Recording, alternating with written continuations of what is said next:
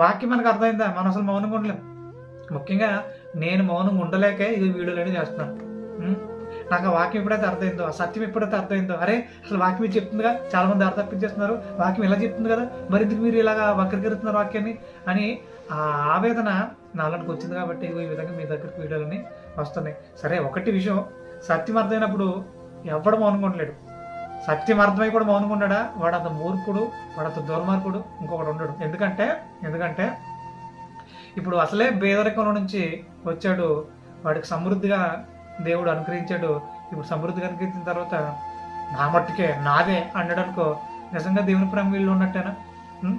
దేవుని ప్రేమ వీళ్ళు ఉన్నట్టేనా? అసలే ఏమీ లేని వాడిగా ఉన్నావు నువ్వు. అలాంటి పరిస్థితుల్లోంచి నేను తీసుకొచ్చి మంచి పొజిషన్లో పెట్టింది ఎందుకో తెలుసా? నీకున్నదాన్ని అనేక మందికి పంచి వారి బీదరికాన్ని తొలగించి వారి ఆకలి తీరుస్తావని.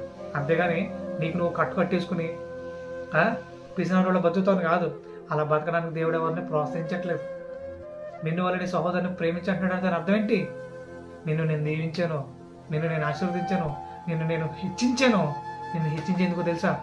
చాలామంది పేదవాళ్ళు ఉన్నారు, వాళ్ళ కోసం నువ్వు నిలబడతావని. చాలామంది ఆకలితో చచ్చిపోతున్నారు, వాళ్ళకి అన్నం పెడతామని.